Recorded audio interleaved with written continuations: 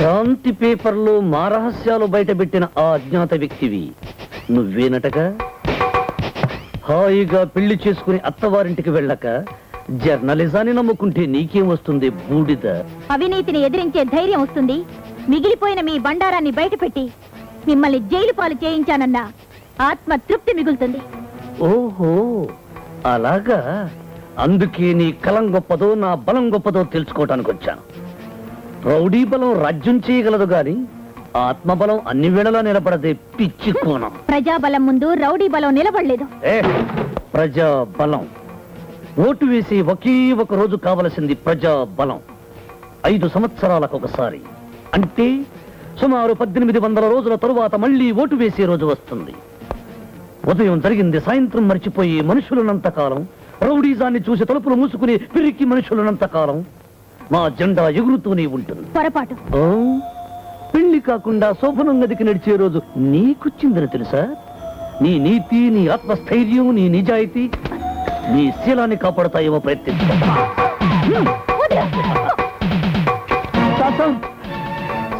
ఎవరు మీరు? ఏమిటి రక్తం?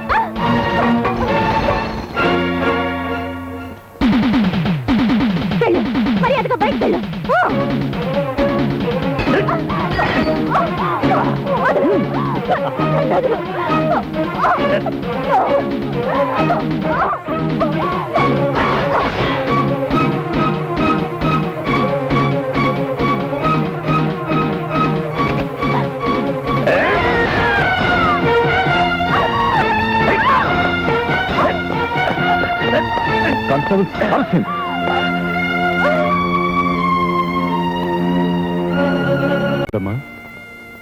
రక్త తర్పణం చేసిన నీ స్నేహితురాలికి కావాల్సింది అశ్రు తర్పణం కాదు.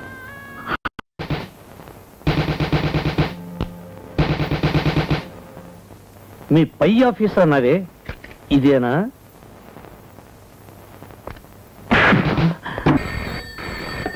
హలో, యమునాదేవేనా? ఎవరు మీరు? ముఖాన బొట్టు పెట్టుకున్నావా? వాట్? తల్లో పూలు పెట్టుకున్నావా? What nonsense you are talking? నేను చెప్పేది పూర్తి సెన్స్ తో విను. మున్సిపల్ స్థలంలో పాకలు వేయిస్తుంటే ఆపడానికి మొనగాళ్లా బయలుదేరాడు నీ మొగుడు. తొందరపడి నువ్వు ఆపలేదనుకో, రేపా బొట్టు పూలు పెట్టుకునే భాగ్యం నీకుండదు. హలో హలో హలో హలో, అత్తయ్య అత్తయ్య అత్తయ్య. ఏంటమ్మా? ఆయన ఉన్నారా? లేడమ్మా. ఆ మున్సిపాలిటీ వాళ్ళ స్థలంలో చైర్మన్ సచ్చినాడు. రాత్రికి రాత్రి పాకలు వేస్తున్నాడంట. అది ఆపటానికి వెళ్ళాడు. వెళ్ళిపోయా?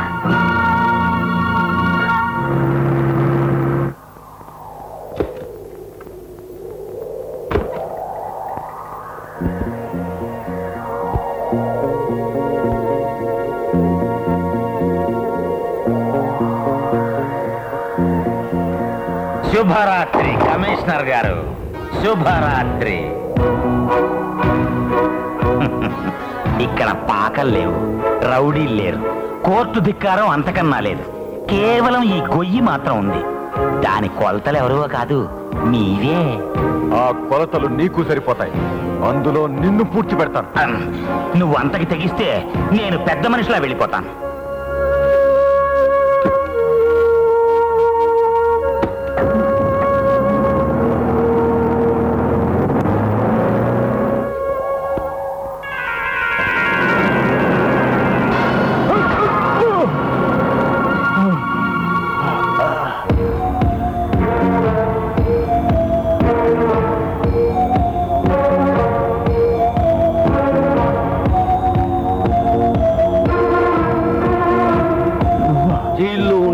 నేను ఇక్కడికి ఎలా వచ్చానని ఆశ్చర్యపోతున్నావా? పగ ఎవరిదైతే ప్రతీకారం వాళ్ళదే కావాలని సిద్ధాంతం నమ్మిన వాణ్ణి.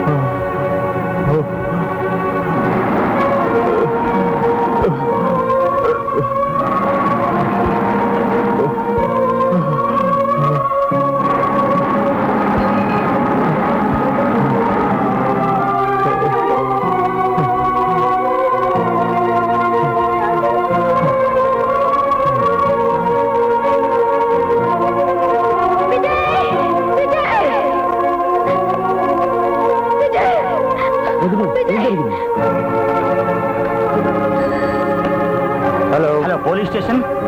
మున్సిపల్ కమిషనర్ గిరిధర్ గారిని ఆయన భార్య తమ్ముడు మర్డర్ చేసి శవాన్ని మాయం చేయడానికి ఊరి పొలిమేరల వైపు తీసుకెళ్తున్నారు. మీరు వెంటనే వెళ్ళి ఆ ఘోరాన్ని ఆపాలి. త్వరగా రా. లోపల పద. ఈ బట్టలు మార్చుకో. ధైర్యం.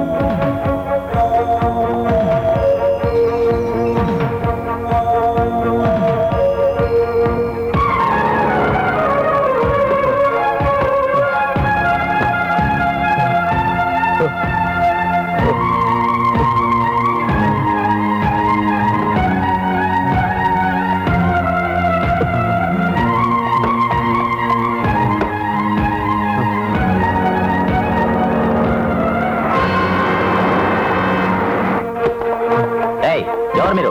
కారులో ఏముంది? సార్ సెవెన్ సార్, ఏదో మర్డర్ కేసులో ఉంది. లేదు ఇన్స్పెక్టర్ గారు, కొన ఊపిరితో మా అన్నయ్యని హాస్పిటల్కి తీసుకెళ్తున్నాం. Please help us. That's all right. అసలు ఇదంతా ఎలా జరిగింది?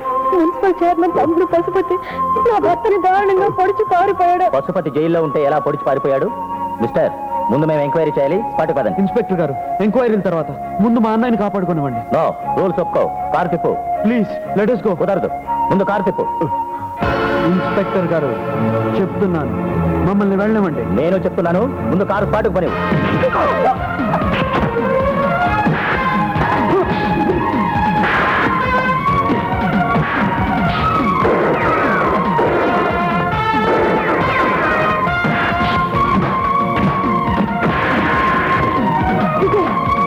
వదినా, నువ్వు అన్నయ్యని తీసుకుని వెళ్ళు. వీళ్ళ సంగతి నేను చూసుకుంటాను.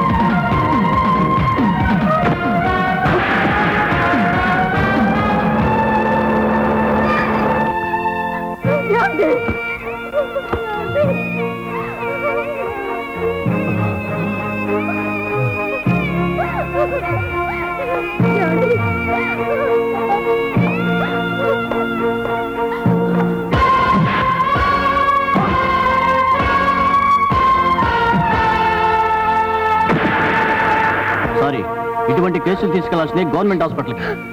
ప్లీజ్ డాక్టర్, ఇన్ని ఎలాగైనా బ్రతికించండి. వీలుపడదమ్మా, రూల్స్ ఒప్పుకో. ప్లీజ్ డాక్టర్, మీకు చేతులైతే దండం పెడతాను.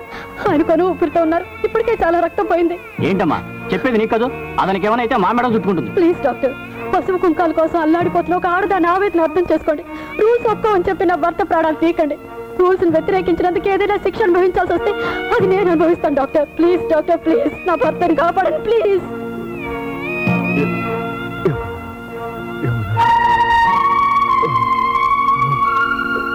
ఏమండి, ఏమిటండి, ఏమిటండి? Doctor please do something. నా భర్తని ఎలాగైనా బ్రతికించండి ప్లీజ్ డాక్టర్ ప్లీజ్.